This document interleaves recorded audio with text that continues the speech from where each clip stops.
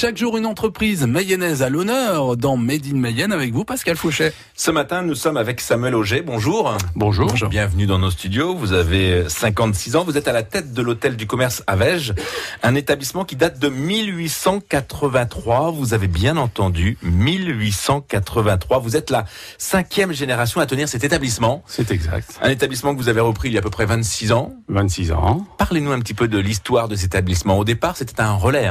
C'était un relais, oui, bien sûr, avec parce que beaucoup de transport de carrière de pierre, la pomme, le cidre, et donc il y avait en parallèle avec l'hôtel, enfin le relais, il y avait une écurie, il y avait donc des écuries, des étables et tout, et on faisait le relais de nourriture à la fois des bêtes et des clients. Bon, aujourd'hui, l'établissement n'a plus rien à voir avec ce cadre-là. Si vous deviez nous le présenter, parce que c'est vrai que c'est un bel établissement. Alors, on a la façade quand on passe devant l'établissement qui n'a rien à voir avec la cour extérieure, avec le jardin, les terrasses. Oui, c'est un petit peu un jardin secret, puisqu'on est obligé de rentrer pour découvrir ce qu'il y a derrière. C'est vrai que quand on passe devant, on a loin d'imaginer que tout est en profondeur comme ça, avec le parc, la piscine, les 5 salles derrière. Vous avez participé, vous, à cette transformation ? Oui, bien sûr, puisque chaque génération a apporté sa pierre à l'édifice.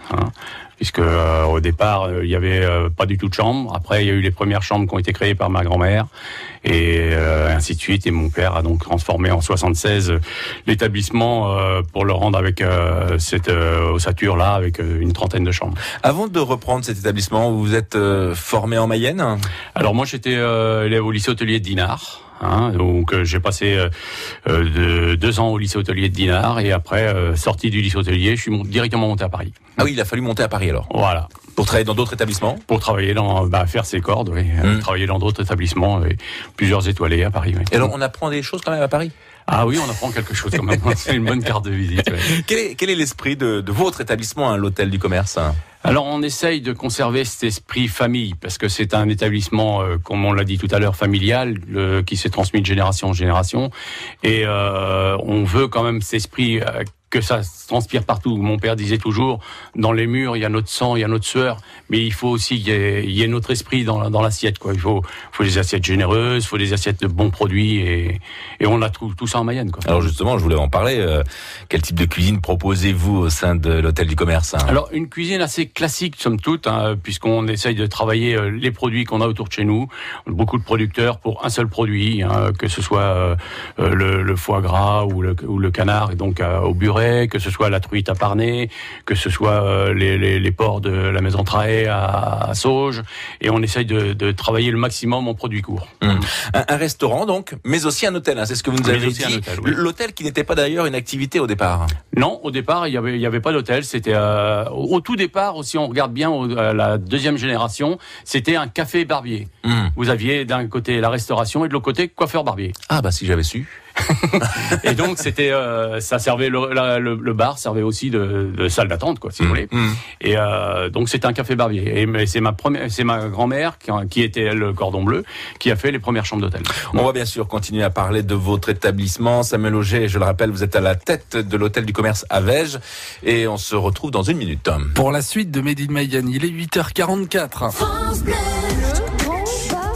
On va faire le bazar. Une émission avec toute l'actualité sur un temps décalé, c'est le Grand Bazar sur France Bleu Mayenne. Chaque samedi pendant 1 heure, nous évoquons ensemble les sujets qui font vivre notre département, du plus marrant au plus sensible, et nous vous invitons à prendre part à l'émission en nous appelant en direct au 02 43 67 11 11. Retrouvez le Grand Bazar le samedi entre 16h et 17h sur France Bleu Mayenne et sur francebleu.fr. Le Grand Bazar.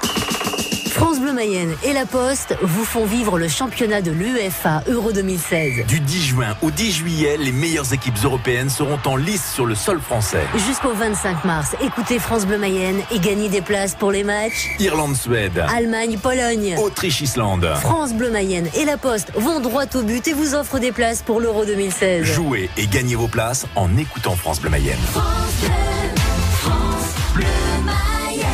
À 9h moins le quart, nous continuons de découvrir l'hôtel du commerce à Vège, Pascal Fouchet. Avec Samuel Auger, donc, qui dirige cet établissement. D'ailleurs, je me pose la question, est-ce que vous vous sentez plus restaurateur ou chef d'entreprise ? Je crois que c'est un mix, mais je crois qu'on est obligé de devenir chef d'entreprise malgré cette fonction qu'on a d'hôtelier-restaurateur. D'autant plus que vous avez des salariés. Oui. Combien de salariés d'ailleurs? On est 11 en tout. Ouais. 11 salariés avec des personnes en formation. Hein. Avec des personnes en formation, très important en formation, transmettre notre savoir, on est que de passage, nous. Hein.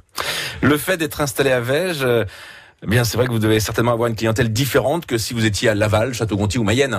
Exact, ouais. On est dans un petit village de 1000 habitants, 1200 habitants, qui vit bien, mais on est sur dans le temps, on était sur un passage obligatoire puisque c'était la route Paris-Brest. Hein. Il me semble qu'il y a une tête voie après qui s'est ouverte sur le côté. L'autoroute est venue nous perturber un petit peu. C'est vrai qu'aujourd'hui, il faut essayer d'accrocher une clientèle le midi. C'est pas facile parce qu'on est dans un petit village et que bon, c'est plus facile en ville. Mais c'est l'hôtellerie qui nous sauve pour le soir parce qu'avec un 34 chambres dans un village de 1000 habitants, c'est pas rien. 34 chambres. Hein. On a une grosse clientèle à faire qu'on essaye de faire vivre la semaine. Quoi.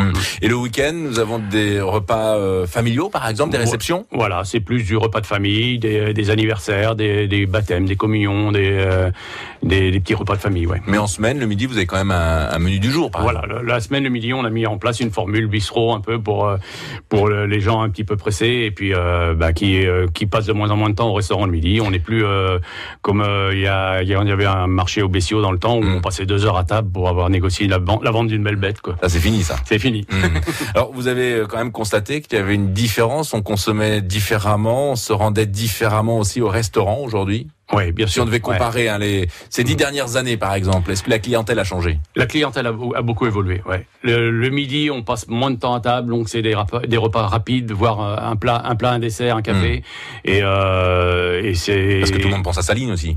Ouais, il y a ou à son porte-monnaie. Et puis il y a aussi le fait que les gens ont moins de temps le midi, ils veulent que ce soit plus bref pour que le soir ils rentrent plus tôt, quoi. Et on se lâche plus facilement le week-end alors. On se lâche plus facilement le week-end et le soir, je pense que le soir les hommes d'affaires ont plus de temps. Ouais. Vous faites aussi partie du réseau des logis, hein.